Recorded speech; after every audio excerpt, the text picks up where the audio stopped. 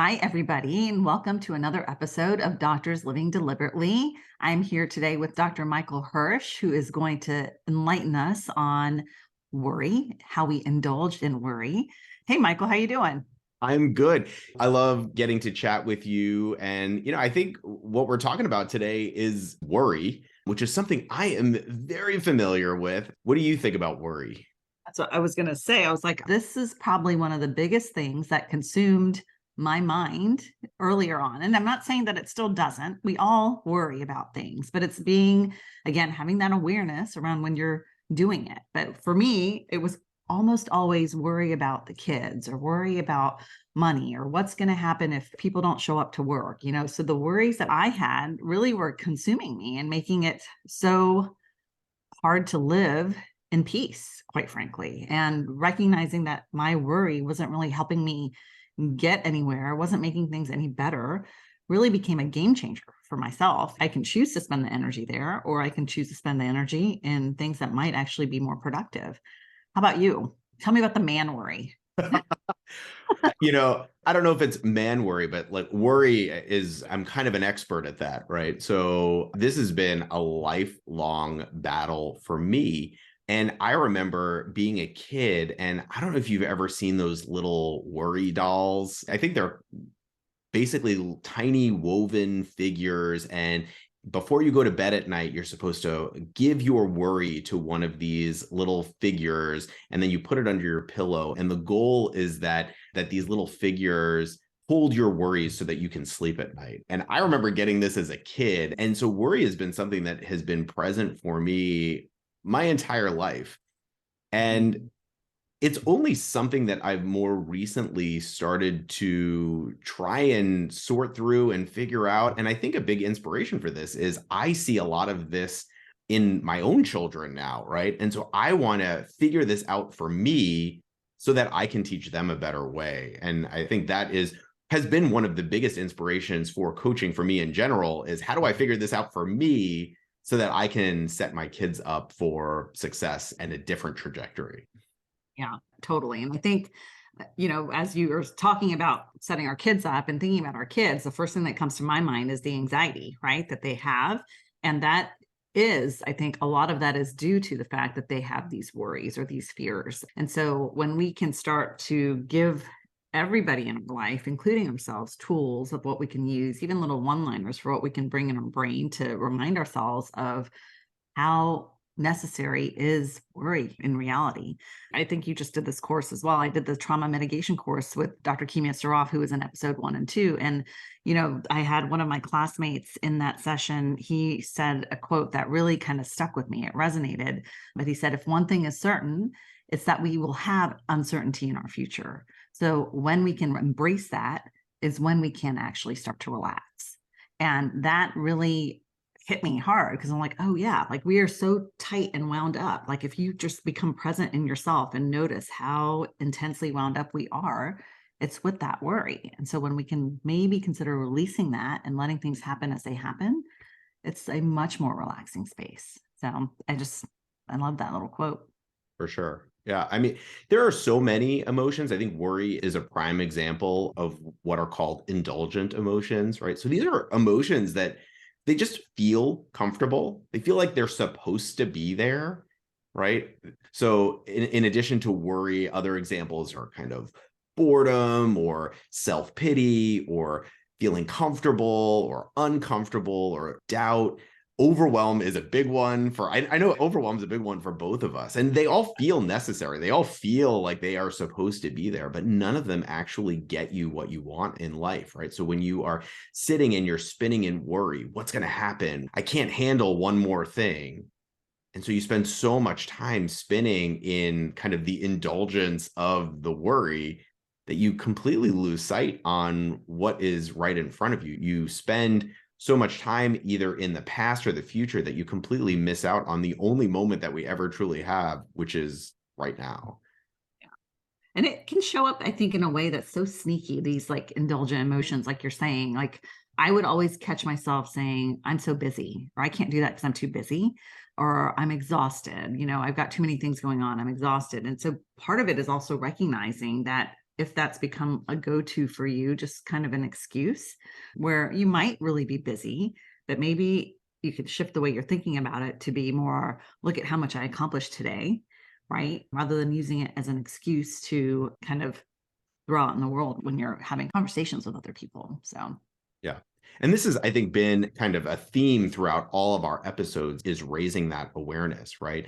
So we have about 60,000 thoughts per day, 1 to 2 thoughts per waking second. And I've heard it said before, I like it a lot. It's that the mind produces thoughts like the mouth produces saliva, right? And so it's always going on. It's always churning in the background. And most of the time, we are not aware of what is going on at all.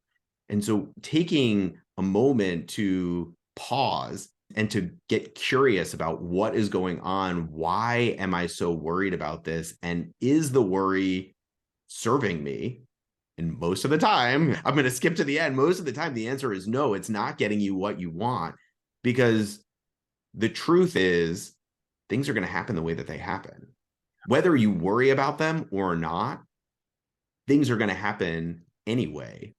And so spinning your wheels in the moment, trying to figure out what you will do when this thing that might happen either does or does not happen, it doesn't get you where you want to be. So you can sit here now and be thinking about it and trying to figure out what you will do and how you will pivot, or you can just deal with it when it happens. I think that's the key there, is that a lot of times we think that when we're worrying about it, we're essentially preparing for handling it when it happens.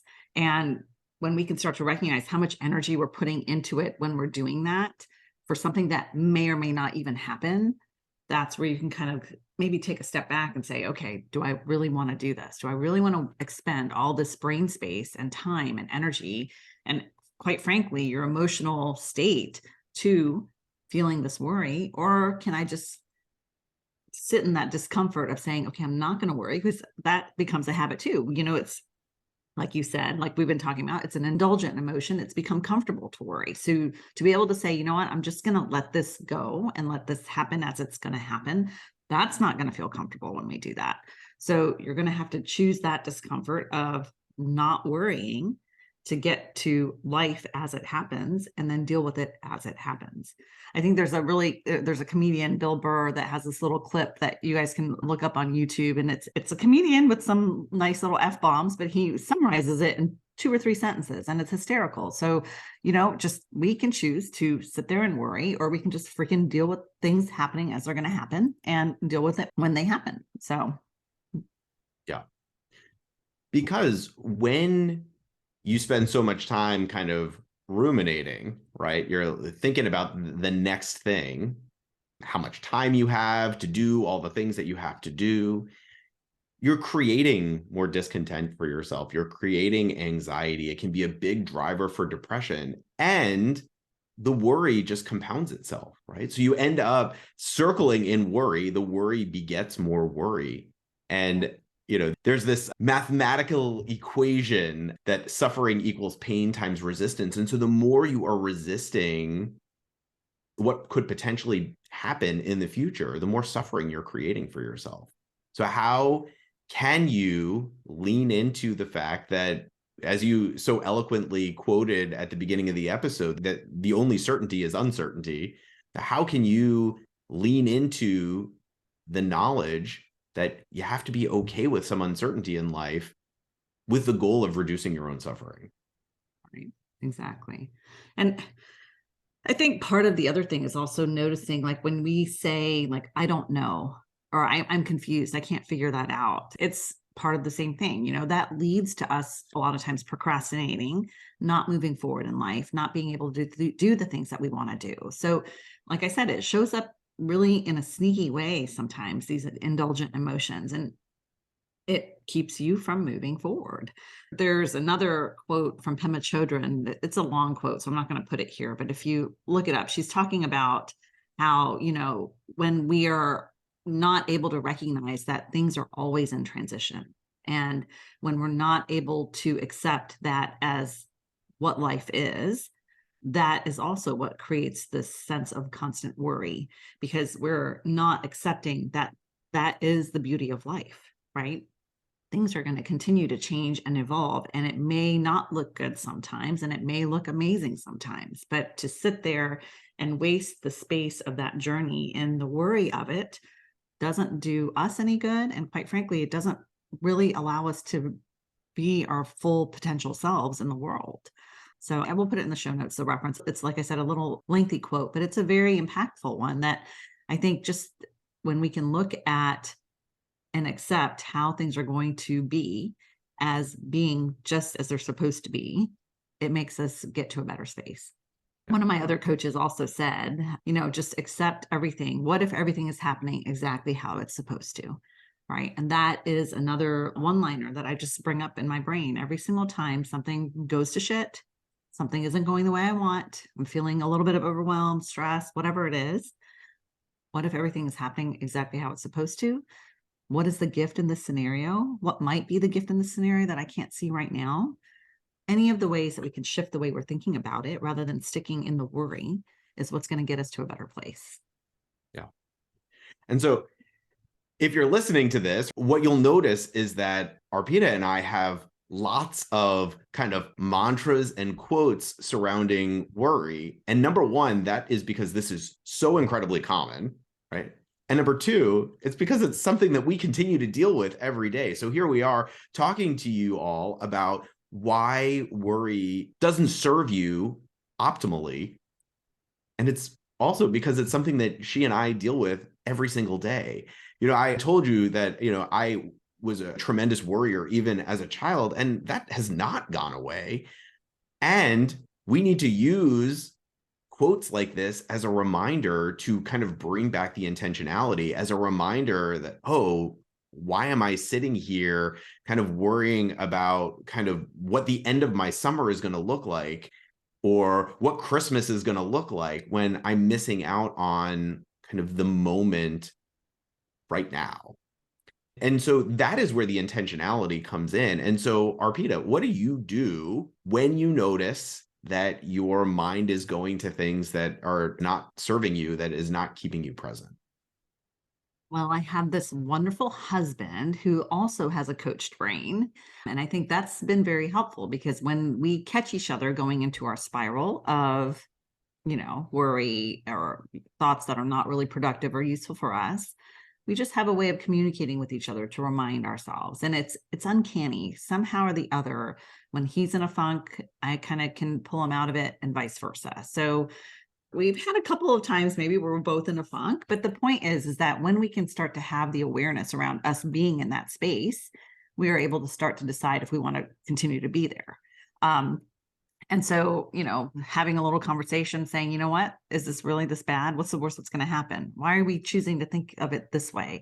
Did you think about this? Hey, did you forget about this component of it that's coming up? Right. So most of my worry, again, is revolving around the kids, revolving around the business and the practice and things like that. And so that is a great way for me to have somebody to help me keep me in check. And I am not a fan of these accountability partners necessarily, because I want to be accountable myself.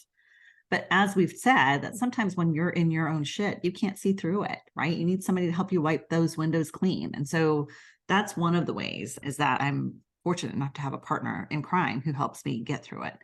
And the other ones is I meditate, right? So when I feel myself really getting to a negative space, I will make sure that I'm implementing and keeping in check with myself those practices that I put in place to reground myself. I'll go outside for walks. I love being outside in the fresh air. And when shit's really hitting the fan, I'll do some yoga nidras at night. And that really kind of helps me get into a good space. And then I just really make sure I continue with my 2 tools. Every morning, I ask myself, what am I thankful for and why? And every evening, I tell myself, what are 3 things that went well today? And I list them out. And that helps me regroup to what's good, so that I can remember that focusing only on the worry of what may happen, what's bad, what I'm fearful of that is coming that's bad, is not really keeping me in a good space.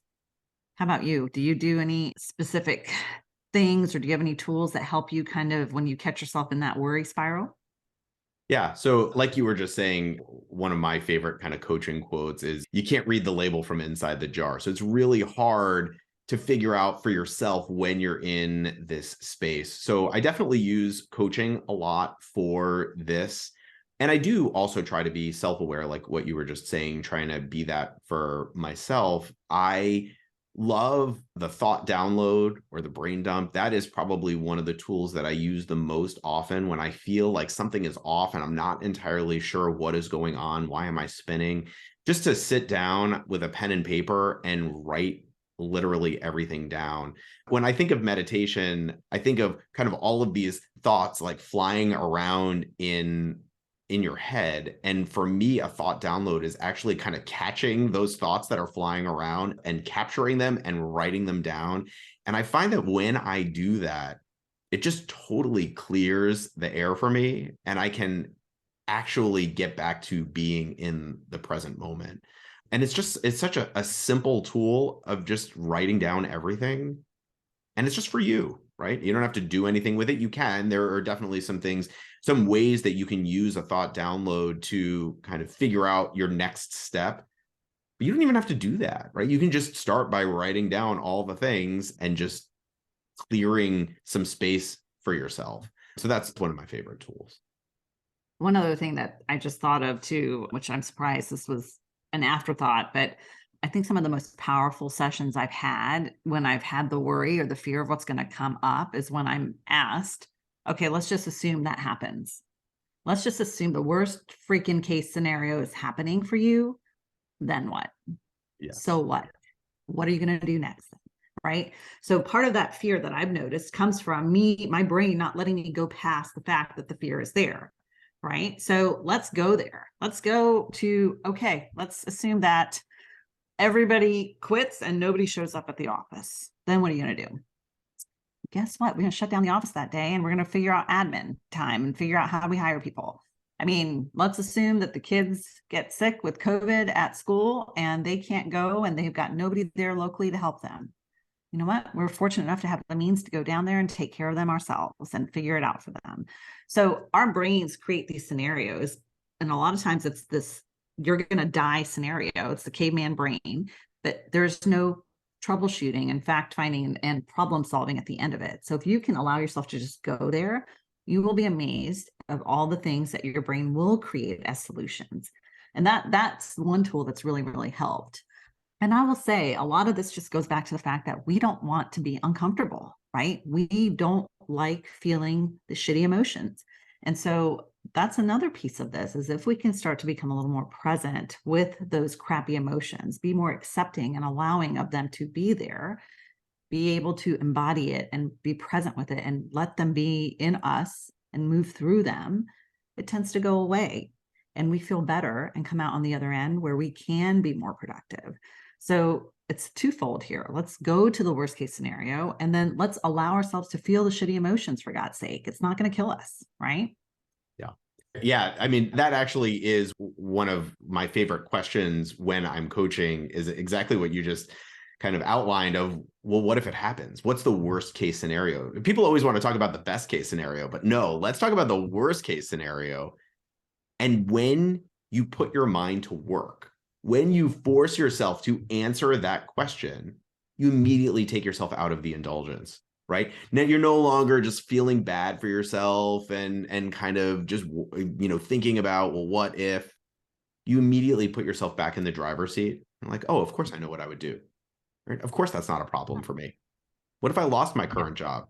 Well, I'm a doctor, for goodness sake. I will go find another one, right? And the moment you can put things back into perspective, you're good. You immediately have taken control. And again, you're back in the driver's seat. Yeah, you're back in that relaxing space. Yeah. So good. Oh, wonderful.